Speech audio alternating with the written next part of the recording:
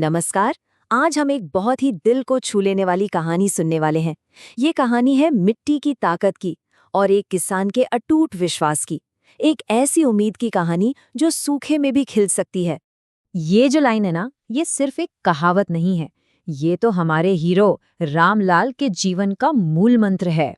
असल में यही वो विश्वास है जो पूरी कहानी को एक दिशा देता है और ये बात साबित भी कर देता है कि भाई, अगर इरादे पक्के हों तो जमीन कभी निराश नहीं करती।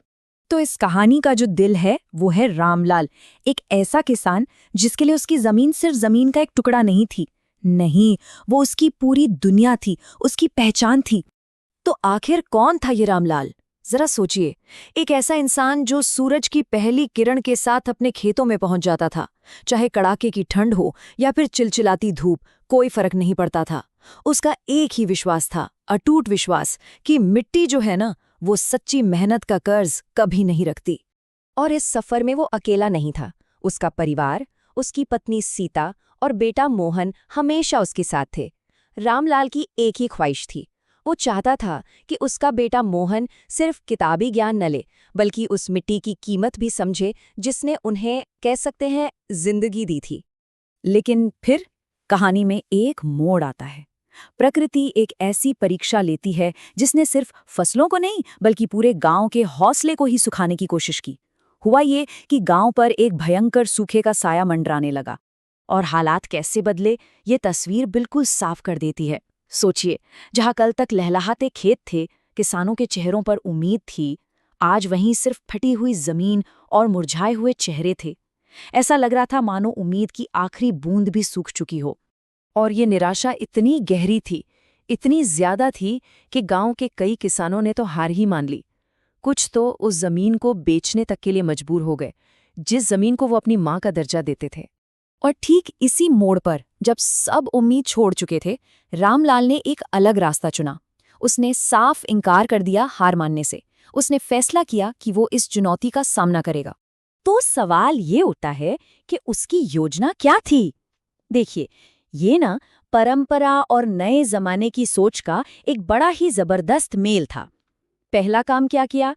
उसने ऐसी फसलें चुनी जिन्हें पानी कम लगता है। दूसरा, उसने केमिकल वाली खाद को छोड़कर देसी जैविक खाद को अपनाया। और सबसे जरूरी बात, उसने अपनी मेहनत पर विश्वास बनाए रखा। लेकिन देखिए, कोई भी बदलाव आसान तो होता नहीं है ना? जब रामलाल अपने खेतों में पसीना बहा रहा था, तो गांव वाले उसका मजाक उड़ा रहे थे। उन सबको लग रहा था कि ये तो पागलपन है। पर रामलाल, उसने किसी की नहीं सुनी। वो बस अपने काम में, अपने लक्ष्य पर डटा रहा।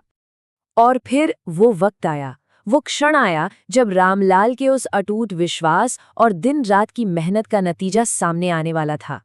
पहले एक नजर बाकी गांव पर डालते हैं। वहां का क्या हाल था?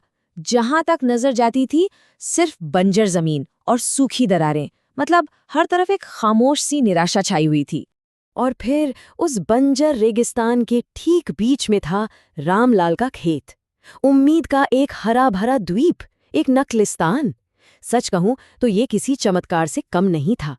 एक ऐसा चमत्कार जिसे रामलाल ने अपनी मेहनत से खुद रचा था। और उसकी मेहनत का इनाम देखिए कितना शानदार मिला। उसकी फसल सिर्फ बची ही नहीं, बल्कि इतनी अच्छी हुई कि उसे मंडी जाने की जरूरत ही नहीं पड़ी। बड़े बड़े व्यापारी खुद उसके घर आए और उसे उसकी फसल का मुंह मांगा दाम देने को तैयार थे। पर रुकिए, ये कहानी सिर्फ एक अच्छी फसल उगाने की नहीं है। नहीं, इसका मतलब कहीं ज्यादा गहरा है। ये उस उम्मीद का सबक है जो उस फसल के हर दाने के साथ उगी थी। और उस दिन रामलाल के बेटे मोहन ने जो बात कही, उसने इस कहानी का पूरा सार बता दिया। उसे समझ आ गया कि उसके पिता ने सिर्फ अन्न नहीं उगाया था, बल्कि निराशा के अंधेरे में उम्मीद का बीज बोया था। कि एक किसान सिर्फ अन्नदाता नहीं होता, वो आशादाता भी होता है। ये बात सुनकर रामलाल के चेहरे पर एक सुकून भरी मुस्कान आ गई। हाँ, उसकी आंखों में महीनों की थकान साफ दिख रही थी।